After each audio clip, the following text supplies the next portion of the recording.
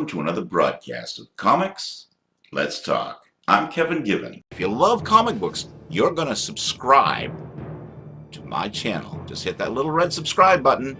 We'll get different shows for you every week, or sometimes bi-weekly depending on my schedule. We'll have at least 2 or 3 shows a month for you, and we'll be talking about comic books and all things comic book related. This week on Comics Let's Talk, in lieu of the new Amazon Prime TV series, we're going to look at the history of Conan the Barbarian in the world of comic books. Plus, we'll briefly touch on the character's history and other media appearances. And my co-host, April Childers, could not be with us today. She's real busy today, has a lot to do, but we won't go into that. She's doing her thing and can't be here. That's all we need to know. Let's talk about the creator of Conan. Robert Irvin Howard was an American author who wrote pulp fiction in a diverse range of genres. He is regarded as the father of the Sword and Sorcery subgenre. Howard was born and raised in Texas. He spent most of his life in the town of Cross Plains, with some time spent in nearby Brownwood.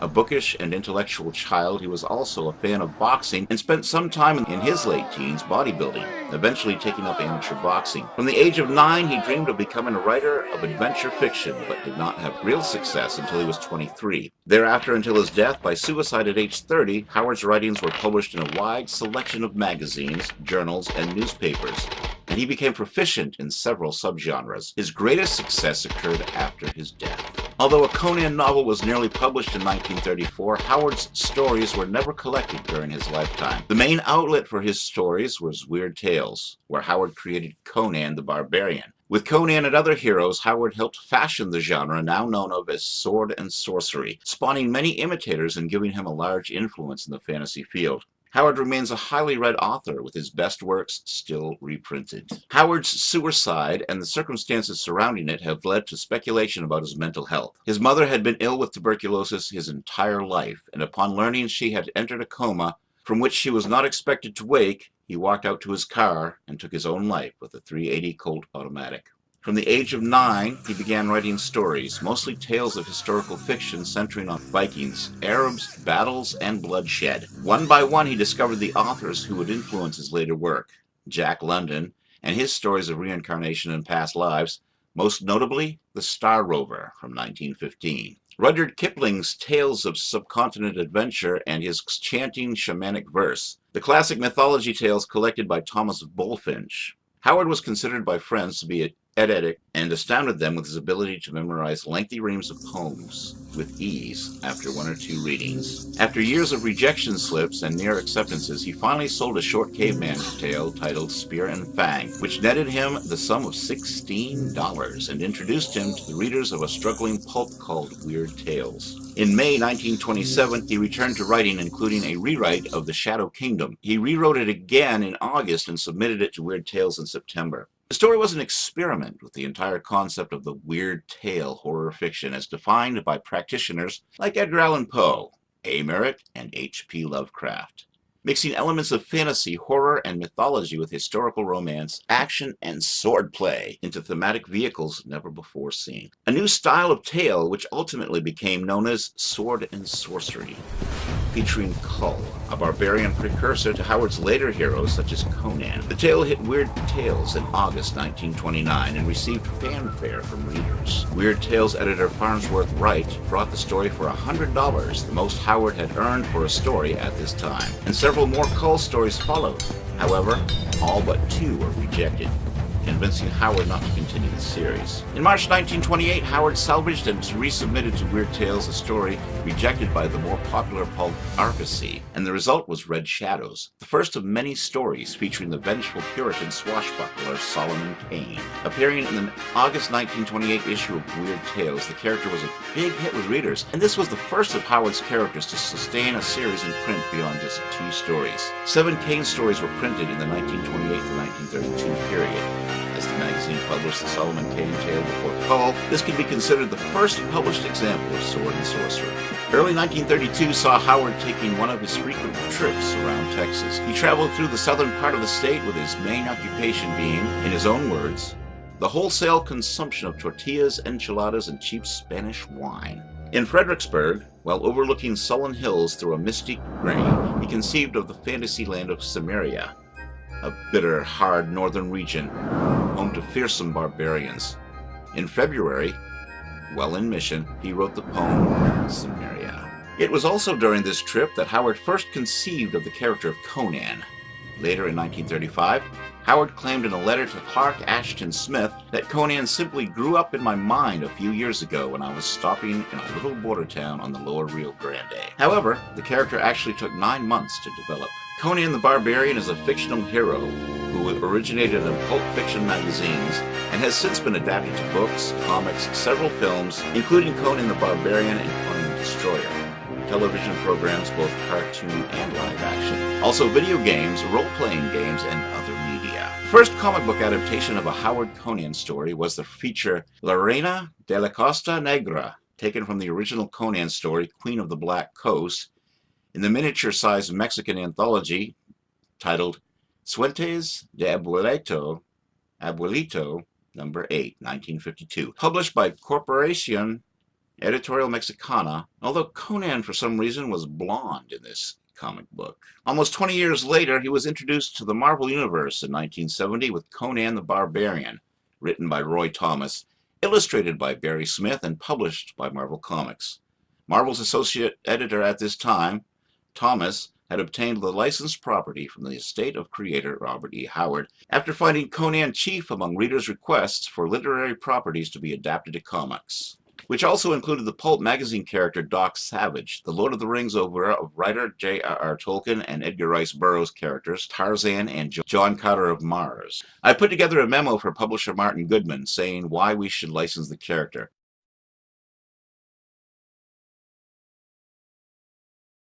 In the late 60s, there were a lot of things that were happening that made Stan Lee and myself, as his more as assistant editor, associate editor, whatever title I had that week, decide we should branch out a little bit. More than just superheroes. You know, we were losing some things, the westerns and the models and so forth. That was okay, but we wanted to branch out into some other fields. Because this was probably an interest of mine even more than Stan's. I love the superheroes, but I wanted to see other things done. But I wasn't really familiar with Conan too much. I had bought the first copy off the newsstand because of the Frank Frazetta cover, just as I bought the Kull book also by Robert E. Howard because of Roy Krenkel, because these were two artists that I knew and respected. But I started reading the Conan book, and I thought it was going to be something like John Carter of Mars, which I was familiar with because it talked about Atlantis and all that, so I thought it was going to be, ray guns and stuff like that. I didn't really get into Conan. I read the first few pages, and he just comes in and he drags. It was the People of the Black Circle stories in that very first Conan the Adventurer paperback with the archetypical Frank Frazetta cover of Conan with the girl wrapped around his leg, and he's on top of the hill of bodies and skeletons and so forth. And so I put it aside after reading it because he just comes in and he throws this girl over his shoulder and takes off with her. It didn't seem to have the elements of fantasy I was looking for, at least in the first 5 pages. I didn't give it much chance. And so I put it aside and didn't pay attention to it for a year or two. But in the meantime, Stan and I were getting a lot of letters. Well, Stan was getting the letters, I was getting to read them. And saying, why don't you guys do things like Tolkien, which we looked into, and they said wasn't available at the time. Doc Savage, which we eventually did, and were looking at the time. Burroughs, which we looked into, and eventually several years later they did do for a couple of years, although some of the stuff was done, of course, by DC earlier. And also Conan, and at least I knew what that was, Conan and Conan in a very vague sense. But we didn't figure we could afford Conan, so we were going to get something else. We were going to get Thongar by Lynn Carter, which was sort of half John Carter, half Conan imitation that I saw, and I liked the cover to one of the books that Frazetta also did. In fact, one of them of Thongar riding a pterodactyl. I bought the original oil of and owned for several years after that. And then somehow things got stalled in getting the rights to Thongar. Stan thought that was a better name than Conan anyway, So one day I just read for maybe the first time the introductions that were printed by L. Sprague de Camp in the opening in the first few pages of all the Conan books. It would talk about who Conan was and who Robert E. Howard was. And at the end, it would mention this Howard Collector fan magazine that was put out by Glenn Lord, the literary agent for the Robert E. Howard estate. Now, other people might look at something else. The first thing I saw was literary agent. Now, that meant he must have some rights there that maybe he was someone we could approach. We knew that we weren't going to be able to approach DeCamp because he was a book author, and he was going to want royalties and all this stuff in a certain sense that we were just never going to, that the publisher was just not going to pay. It had to be something where the people just wanted it done and thought it might be good without having to get a lot of money for it right away.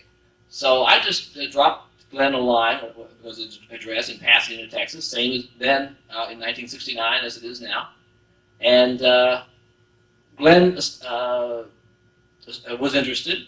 He had the rights to sell the rights to Conan and to the Robert E. Howard stories, if not the ones that DeCamp and Carter and others had been associated with. So we struck a deal. I was authorized to give a very small amount of money, which I just shouldn't reveal; it would be embarrassing anyway, per issue and so forth. And I actually offered $50 a page or $50 a book or something, a little small sum more than I was authorized to. So that's how I ended up writing Conan, because I wasn't planning on doing it. But if I gave it to someone else, and the publisher remembered how much he authorized me to offer per issue, and remembered that I had offered $50, that this was $50 more, he was liable to be upset. He was not known to be a generous man in certain ways, like many publishers who would come out of the pulp magazines, and comics for that matter.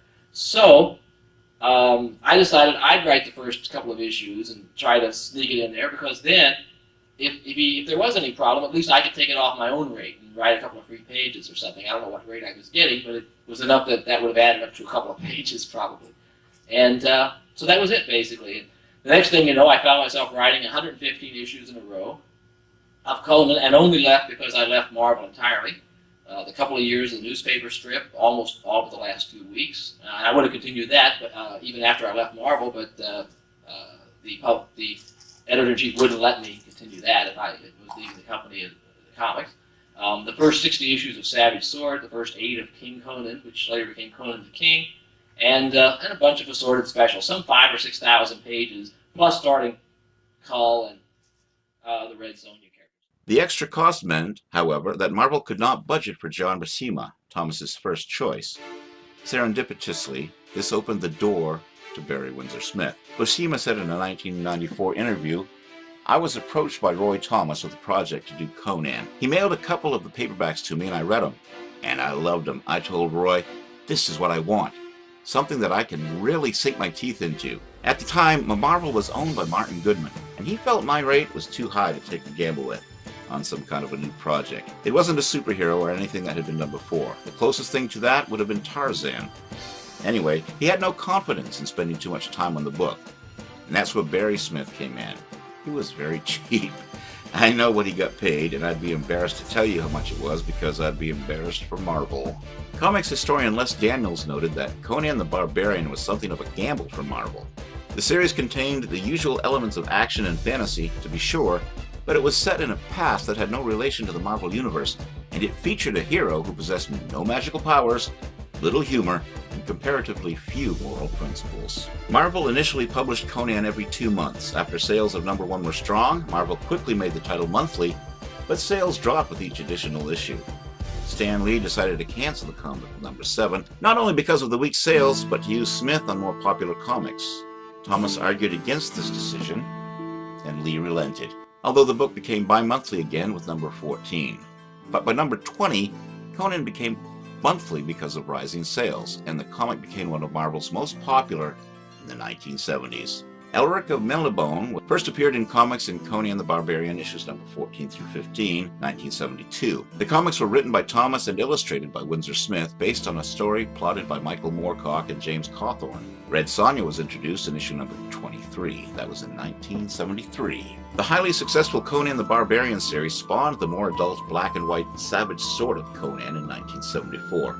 Published as part of Marvel's line of black and white magazines, written by Thomas with most art by John Buscema or Alfredo Alcala.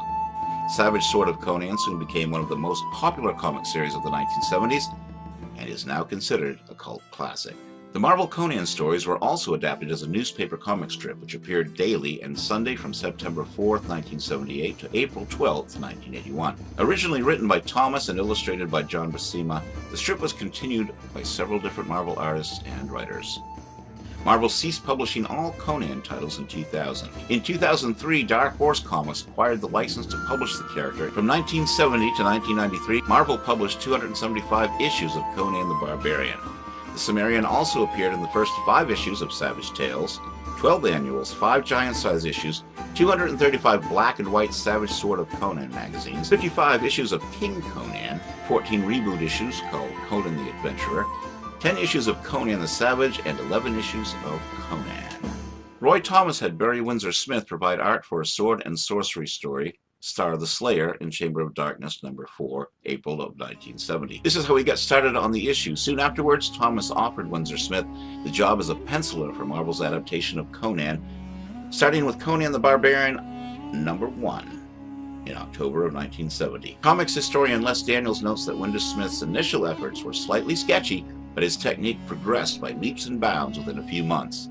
He had achieved a style never seen in comics before. During his run on Conan the Barbarian, Windsor Smith was involved in the writings as well. He and writer Roy Thomas adapted a number of Howard short stories, the aforementioned Frost Giant's Daughter, Tower of the Elephant, Rogues in the House, and Red Nails, as well as the art and story contributions. Windsor Smith provided the covers for most issues. They worked on original adventures and characters based on R.E. Howard's characters, most notably the flame-haired warrior woman, Red Sonja. Loosely based on a character from one of Howard's non-Conan stories, who has now become a major comics character in her own right. In the Song of Red Sonja in Conan the Barbarian #24 from 1973, Windsor Smith's last issue of the title. By then, he had worked on 21 of the first 24 issues of the series, missing only issues #17 and #18 and #22, which was a reprint of issue #1. Windsor Smith would later say that the reason he missed those issues was because he had quit the series a number of times, as he was dissatisfied with the work and how comics business worked, rather than the deadline problems Marvel quoted. In 2010, Comics Bulletin ranked Thomas and Windsor Smith's work on Conan the Barbarian 7th on its list of top 10 1970s Marvels. Then came Big John Buscema. He took over the title with the next issue and drew, this is from Salute Mag, even when drawing the powerful Conan, whose look had already been defined for many fans by the renowned painter and fantasy artist Frank Frazetta, Buscema gave the character an aesthetic and lithe grace, despite his bulk. This resonated with readers. Buscema's celebrated work on the character was so popular it had a role in convincing producers to greenlight the first Conan film, which debuted in 1982. Naturally, Buscema penciled and inked the beautiful comic adaptation of this movie. Buscema began penciling Conan the Barbarian with #25 in April of 1973. Following Barry Smith's celebrated run and debuted as the Conan artist of the black and white comics magazine Omnibus, Savage Sword of Conan with issue #1. That was August of 1974. He would eventually contribute to more than 100 issues of each title, giving him one of the most prolific runs for an artist on a single character. He additionally drew the Conan Sunday and daily syndicated newspaper comic strips upon its premiere in 1978. Then we come to Dark Horse's run on the character. 7 major comic series published by Dark Horse Comics. The first series, titled simply Conan, ran for 50 issues from 2004 to 2008. The second, titled Conan the Cimmerian, began publication in 2008 and lasted 25 issues until 2010. The third series, titled Conan, Road of Kings, started publishing in December 2010 and ended in January 2012 after 12 issues. A fourth series, titled Conan the Barbarian, continuing from Road of Kings, lasted 25 issues from February 2012 to March of 2014. A fifth series, titled Conan the Adventurer, started publishing in April 2014 and ended in April 2016 after 25 issues. A sixth and final series titled Conan the Slayer lasted 12 issues from July 2016 to August of 2017. Another series titled King Conan, which takes place during Conan's time as king, ran in parallel and launched in February 2011. That series concluded in 2016 with 24 issues. Dark Horse has also published half a dozen one-shots and almost a dozen miniseries. Dark Horse Comics began their take on Conan in 2003 with the one-shot prologue, Conan #0, Conan the Legend. Conan the Cimmerian, Conan Road of Kings, and Conan the Barbarian series presents a fresh interpretation, incorporating both new material and adaptations of stories by Robert E. Howard. With no other connection to many Marvel Comics series or other post-Howard material, an ongoing dialogue between two characters, the Prince and the Wazir, living in the aged century in Conan's future, is often used as a framing device for the stories. Each issue also contains the adventures of Two Gun Bob, true stories from the life of Robert E. Howard by Jim and Ruth Keegan. Writers for Dark Horse's Conan included Kurt Busiek, Timothy Truman, and Paul Lee. Artists included Harry Nord, Thomas Yates, Eric Powell, Thomas Girelli, and Tom Mandrake. The series won many awards, including 4 Will Eisner Comic Industry Awards, which also included Best Single Issue or One-Shot Conan No. 0, The Legend, 4 Eagle Awards, including Favorite New Comic, Conan. The second run, Conan the Cimmerian, included stories by Timothy Truman and art from Thomas Giarello, Richard Corbin, Joe Kubert, and Paul Lee. The third series included stories from Roy Thomas with art from Mike Hawthorne and Dan Panosian. The fourth series included stories by Brian Wood with art from Becky Clonan, James Harron, Vasilis Lolos, Declan Shalvey, Mirko Klorak, Andrea Moody, David Gianfilis, Paul Azaceta, Riccardo Bercelli. Conan the Avenger was Dark Horse Comics' 5th series with Fred Van Lente as the writer, Daryl Mandrake, Brian Chung-Gil, Villanova, Eric Powell, Brian Ching, Jason Felix, Paul Renaud, Jose Lewis, Andy Owens, and Simon Bisley. Conan the Slayer was Dark Horse Comics' 6th and final series about Conan, with Cullen Bunn as the writer. There were also many one-shots and comic book crossovers with the likes of Wonder Woman and Red Sonja. From Sci-Fi Wire, Matthew Jackson. Earlier this year, we learned that Conan the Barbarian would be returning to Marvel Comics after years of stories published by Dark Horse. Now Marvel has revealed the creative team that will guide the Cimmerian in his new adventures. The publisher announced Friday that Conan the Barbarian No. 1, a new ongoing series starring the legendary fantasy hero created by Robert E. Howard, will be brought to us in January by the team of writer Jason Aaron, artist Mahmoud Asrar, cover artist Asad Ribic, and colorist Matt Wilson. That's an all-star lineup for one of the most beloved genre characters of all time. Aaron and Asrar in particular credit Conan as a figure responsible for jump-starting their prospective imaginations. Now let's look at the history of Conan on the silver screen, both in movies and TV, live action and animation. The very first Conan cinematic project was planned by Edward Summer. Summer envisioned a series of Conan films much like the James Bond franchise. He outlined 6 stories for this film series, but none were ever made. An original screenplay by Summer and Roy Thomas was written, but their lore-authentic screen story was never filmed. However, the resulting film, Conan the Barbarian, from 1982, was a combination of director John Milius' ideas and plots from Conan stories, also written by Howard's successors, notably Lynn Carter and L. Sprang de Camp. The addition of Nietzschean motto and Conan's life philosophy were crucial for bringing the spirit of Howard's literature to the screen. The film was followed by a less popular sequel, Conan the Destroyer, in 1984.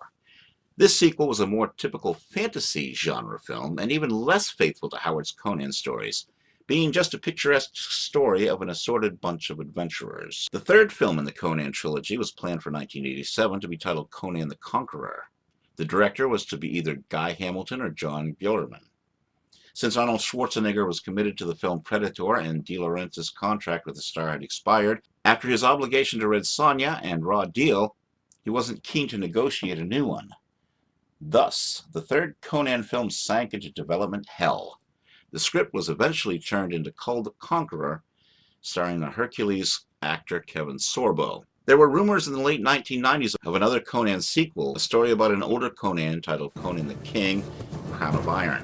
But Schwarzenegger's election in 2003 as governor of California ended this project. Warner Brothers spent 7 years trying to get the project off the ground. However, in June 2007, the rights reverted to Paradox Entertainment, though all drafts made under Warner remained with them. In August of 2007, it was announced that Millennium Films had acquired the rights to the project. Production was aimed for a spring 2006 start, with the intention of having stories more faithful to the Robert E. Howard creation. In June of 2009, Millennium hired Marcus Nispel to direct. In January of 2010, Jason Momoa was selected for the role of Conan. The film was released in August 2011 and met poor critical reviews and box office results. The Legend of Conan, In 2012, producers Chris Morgan and Frederick Malmberg announced plans for a sequel to the 1982 Conan the Barbarian titled The Legend of Conan, with Arnold Schwarzenegger reprising his role as Conan. A year later, Dateline reported that Andrea Berloff would write the script. Years passed since the initial announcement as Schwarzenegger worked on other films, but as late as 2016, Schwarzenegger affirmed his enthusiasm for making the film and saying, "Interest is high, but we're not rushing." The script was finished, and Schwarzenegger and Morgan were meeting with possible directors. In April of 2017, producer Chris Morgan stated that Universal had dropped the project, although there was a possibility of a TV show. The story of the film was supposed to be set 30 years after the first, with some inspiration from Clint Eastwood's Unforgiven. And now we come to television. There have been 3 television series related to Conan. Conan the Adventurer is an animated television series produced by Jetlag Productions and Sunbow Productions that debuted on October 1st of 1992. It ran for 64 episodes, exactly 2 years later on October 1st, 1994. The series involved Conan chasing serpent men across the world in an attempt to release his parents from eternal imprisonment as living statues. Conan the Young Warriors is an animated television series that premiered in 1994 and ran for 13 episodes. DIC Entertainment produced the show, and CBS aired the series as a spin-off to the previous animated series. This cartoon took place after the finale of Conan the Adventurer, with Wrath Ammon vanquished and Conan's family returned to life from living stone. Conan soon finds that the family of one of his friends are being turned into wolves by an evil sorceress, and he must train 3 warriors in order to aid him in rescuing them. Conan the Adventurer is a live-action television series that premiered on September 22, 1997 and ran for 22 episodes. It starred German bodybuilder Ralph Mahler as Conan and Danny Woodburn as his sidekick Otley. The storyline was quite different from the Conan lore of Howard. In this adaptation, Conan is a pleasant and jovial person. Also in this version, Conan is not a loner, but one member of a merry band of adventurers. In February of 2018, Deadline reported that a new Conan TV series was in the works at Amazon Prime, with Ryan Condal, Miguel Sapochnik, Warren Littlefield, Pathfinder Media, and Endeavor Content working on the project. And that brings us to the end of another broadcast. Hope you enjoyed the show. I'm Kevin Given for Comics Let's Talk. If you like what you heard, if you love comic books, you're going to subscribe to my channel. Just hit that little red subscribe button, and we'll get different shows for you every week, or sometimes bi-weekly, depending on my schedule. We'll have at least 2 or 3 shows a month for you, and we'll be talking about comic books and all things comic book related. Until next week, this is Kevin Given saying, have a good day, and keep reading those comics.